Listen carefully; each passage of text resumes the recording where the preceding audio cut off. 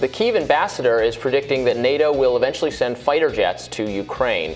The ambassador told Newsweek that discussions about longer-range weapons, fighter jets, and main battle tanks are happening right now among NATO members. According to Newsweek, in fear of provoking Russia, NATO nations are not sending jets or main battle tanks at the moment, but there was, quote, no definite decision.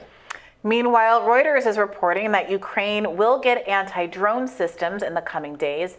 NATO will deliver air defense systems to Ukraine that will help the country defend itself against drones, including those from Iran that Russia is using to attack Ukraine's infrastructure.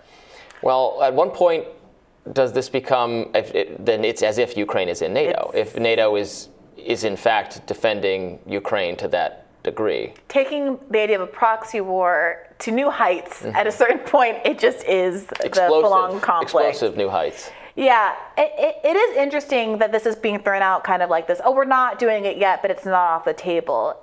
I do feel as though, and again, this isn't to minimize the extent to which Putin did do the invasion, but I feel like this in any other context would be considered to be a provocation that we would look down on as a global community that's interested in pushing this toward peace. I mean, we should just call it what it is. If it's just an open war against Russia in response to them invading Ukraine, I mean, fine. I mean, not fine, because we shouldn't do that, because it risks World War III and nuclear annihilation.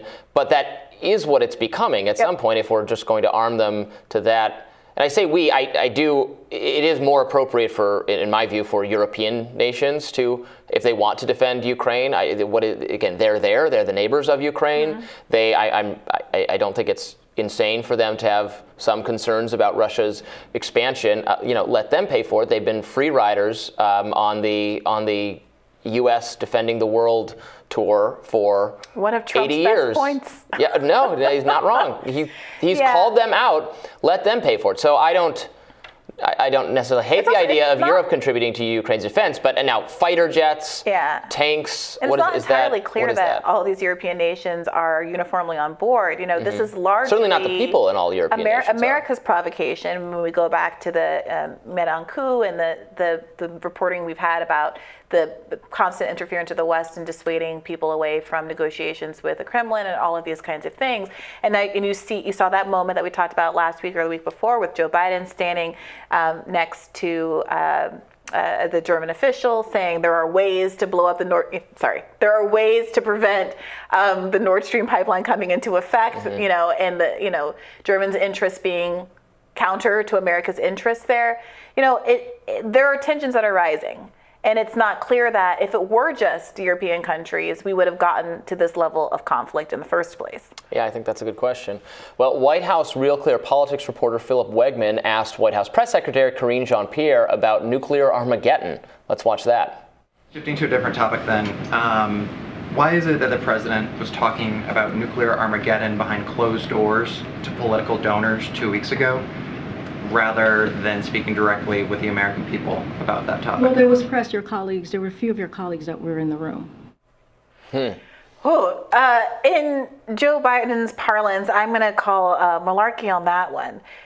The implication that just because there were some people in the room in a closed donor meeting that happened to have press badges, it doesn't. It undermines the fundamental question, which is why is Joe Biden entertaining and acknowledging the incredible threat that is being presented by this escalation of conflict in Ukraine and Russia? Right. And I assume it was it could be that there were press there for whatever reason, but they're not allowed to report on it.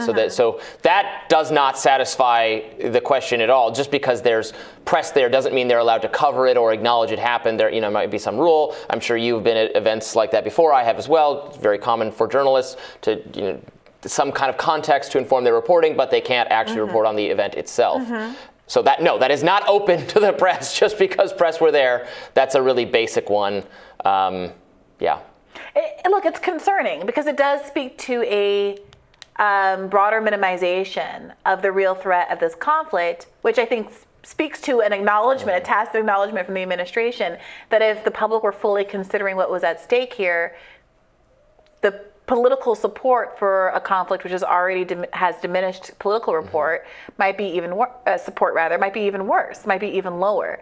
But that is the conversation we should be having, and that is the conversation that has obviously been had on alternative media, shows like these, a lot of shows that I listen to from the left, it is deeply concerning that in response to a reasonable question like that in the White House press room, all Karine Jean-Pierre has to say is, hey, there were press there, stop asking follow-up questions about nuclear Armageddon. It's consistently interesting how much this phenomenon repeats itself. The people, the American people, right and left, center, every which direction, being much more skeptical of foreign entanglement, of military intervention, et cetera, than the people in charge of the country at every level, and totally in a cross-partisan, cross-ideological way.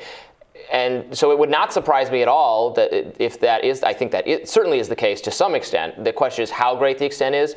I would love to see more polling from the actual American people on how they feel about the Ukraine effort right now, and I'm sure there's broad support for what, moral support for what Ukraine is going through. Dislike of Putin's regime, which is authoritarian and has done this illegal invasion, but a real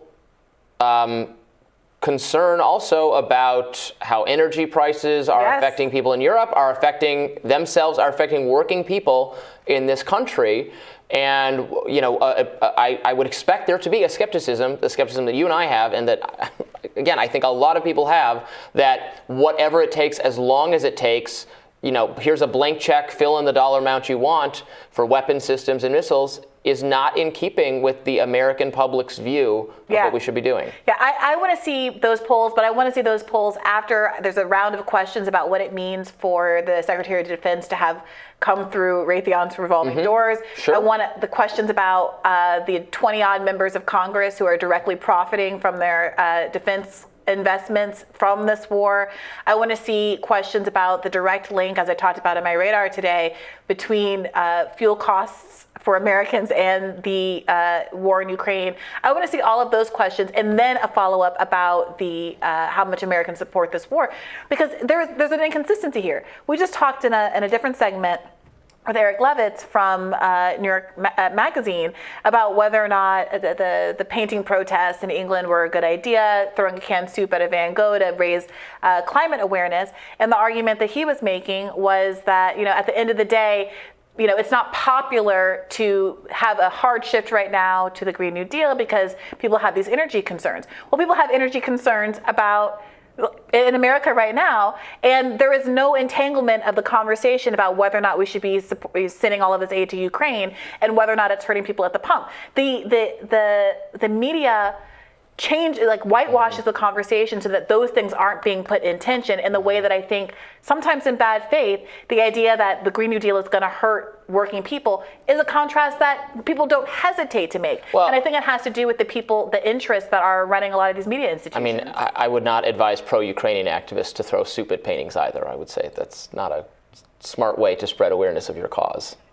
Yeah, I think the issue there is that there is a lot of awareness and I think well-deserved sympathy for lives of Ukrainian people being lost. There is not a lot of empathy for the thousands of people who die as a consequence of carbon emissions, whether because of air quality, whether because of poisoning from oil spills, or any other climate change, a third of Pakistan being underwater, 1,500 people dying in that recent flooding event, et cetera. And I think asking the question of whether or not people care more about a Van Gogh painting than human lives is an important one to be asking. We had a spicy discussion about this off camera, actually, unfortunately. So you're going to miss that, but maybe we'll revisit the topic tomorrow. Revisit the topic. Tomorrow on Rising, we will be back covering all the news of the day. We're not sure if we'll have a stupendous show, a momentous show, or something else. I might just, ad-lib what kind of show we're doing. I don't know.